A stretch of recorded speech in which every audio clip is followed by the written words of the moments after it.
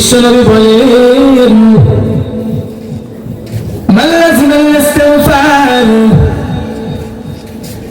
জাআলাল্লাহু লাহু মিন কুল্লি দীকিন মাখরাজা। যে ব্যক্তি সবসময় ইস্তিগফারের সাথে লেগে থাকবে আল্লাহ তাআলা তাকে 5টা জিনিস দান করবে। এক নম্বর, জাআলাল্লাহু লাহু মিন কুল্লি দীকিন মাখরাজা। বিপদে পড়লে তওবা কবুল হওয়ার জন্য 5টা শর্ত আছে। কয়টা শর্ত? 5টা শর্ত। 5টা শর্ত আছে যার তওবা কবুল হবে। এক নম্বর, আল-ইকরার। আপনাকে ঘোষণা দিতে হবে আমি পৃথিবীর সবচেয়ে বড় পাপী,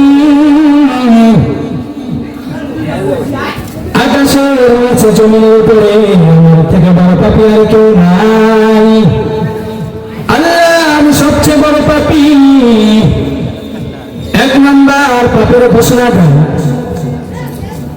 2 নম্বর, আপনাকে অনুতপ্ত হতে হবে আল্লাহ আমি লজ্জিত, আমার মাফ করে দাও।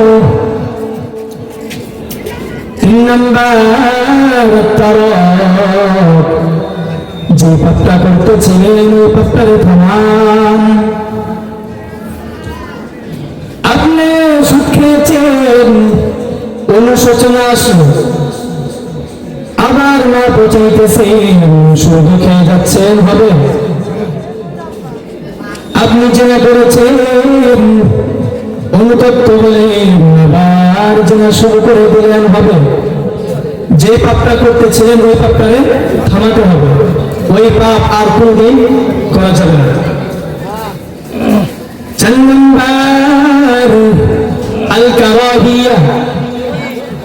যেই পাপটা করতেছিলেন ওই পাপটারে ঘৃণা করতে হবে। 5 নম্বর, যে পাপটা করতেছিলেন ওই পাপ আর কোনদিন করা যাবে না। এই 500 আলোকে যদি কেউ তওবা করে তার জিন্দেগির সব গুনাহগুলো মাফ করে দিবে কে? তওবা করতে রাজি আছেন তো? আমাদের দেশে তো তওবা করতে হুজুর লাগে, তাই না? হুজুর ছাড়া তওবা কবুল হয় না। দেখবেন সারা জীবন ভর গুনাহ করেছে, মৃত্যুর আগ দিয়ে সে একা তওবা করবে না। হুজুরকে নিয়ে আসো, 500 টাকা হাদিয়া দাও, এরপরে তওবা। এটা ভুয়া কথা, বানাওয়াটি কথা। এটা হুজুর ছাড়া বেটা তুই হুজুর আনতে পারাইছো, হুজুর আস্তে আস্তে তো তোমার জানটা চলে যেতে পারে। এই জন্য হুজুরের জন্য অপেক্ষা করা যাবে না। অনেক জায়গায় দেখবেন মনে করে যে হুজুর ছাড়া তওবা কবুল হয় না, এই জন্য সারা জীবন ভর গুনাহ করে, মৃত্যুর আগ দিয়ে হুজুরকে ডেকে নিয়ে আসে, এরপরে তওবা করতে চায় না। হুজুর আসবে তারপরে তওবা করবো, তার আগ মুহূর্ত পর্যন্ত তওবা করতে রাজি না। এই জন্য তওবা করতে কোনো হুজুর লাগে না। বিশ্বনবী বলেন মাল্লাযিমাল ইস্তিগফার